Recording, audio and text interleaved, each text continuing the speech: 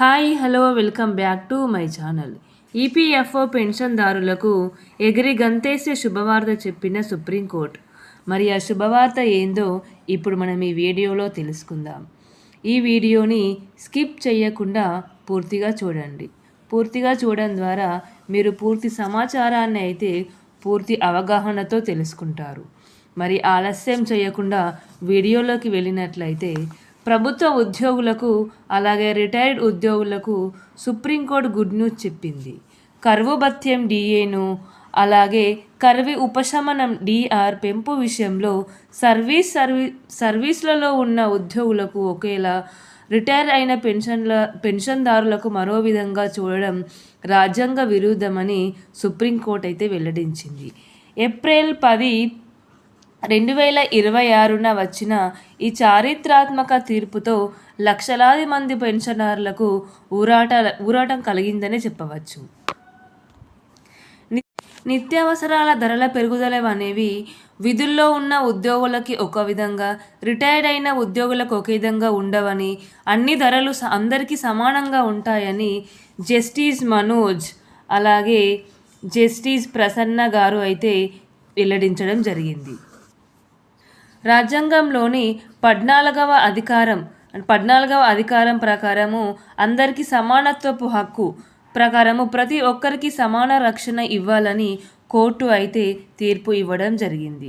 ఉద్యోగులకు ఎక్కువ రేట్ల డిఏలు ఇచ్చి పెన్షనర్లకు తక్కువ డిఆర్లు ఇవ్వడం చట్టవిరుద్ధమని, అది ప్రభుత్వాల ఇష్టరాజ్యమని కోర్టు అయితే తప్పుపట్టింది.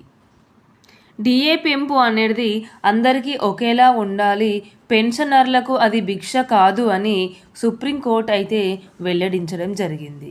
ప్రభుత్వం వద్ద నిధులు లేవనే కారణంతో పెన్షనర్ల హక్కులకు ఇబ్బంది కలిగిస్తున్నారని, అలాగే డిఏ అనేది ప్రభుత్వం ఇచ్చే భిక్ష కాదు, పెరుగుతున్న ధరలను తట్టుకునేందుకు ఉద్యోగికి ఉన్న చట్టబద్ధమైన హక్కు అని కోర్టు కరాఖండిగా వెల్లడించేసింది.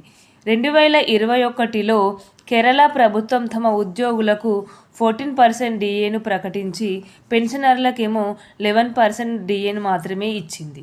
దీనికి వ్యతిరేకిస్తూ పెన్షన్దారులు సుప్రీంకోర్టును అయితే సంప్రదించారు. వాళ్ళకి ఉత్తర్వులను కొట్టివేసింది సుప్రీంకోర్టు. కోర్టు తీర్పును సవాలు చేస్తూ కేరళ ప్రభుత్వం కేఎస్ఆర్టీసీ దాఖలు చేసిన పిటిషన్లను సుప్రీంకోర్టు ఇప్పటికీ తోసిపుచ్చేసిందనే చెప్పవచ్చు. నా వీడియో కనుక నచ్చినట్లయితే లైక్ చేసుకోండి.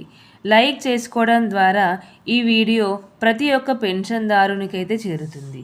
అలాగే ఈ వీడియోకి సంబంధించిన ఏవైనా సందేహాలు కానివ్వండి, ఏమైనా ఉంటే నాకు కామెంట్ రూపంలో వ్యక్తం చేయండి.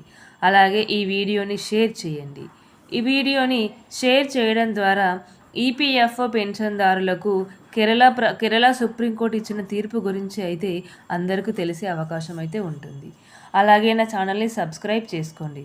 సబ్స్క్రైబ్ చేసుకొని బెల్ ఐకాన్ని ఆన్లో ఉంచుకోవడం ద్వారా మీకు తెలంగాణ నుండి వచ్చే వార్తా విశేషాలు కానివ్వండి, లేదా ఏపీలో, ఆంధ్రప్రదేశ్లో రోజు ఏం జరుగుతుంది అనే వార్తల గురించి మీరు తెలుసుకోవాలనుకున్నా కానివ్వండి, ఇండియాలో రోజు ఏం జరుగుతుంది అనే వార్తా విషయాల గురించి మీరు తెలుసుకోవాలనుకున్నా కానివ్వండి, లేదా ప్రపంచ వార్తా విశేషాలన్నీ మీకు నా వీడియోస్ రూపంలో మీ మొబైల్కి అయితే నోటిఫికేషన్ రూపంలో చేరడం అయితే జరుగుతుంది.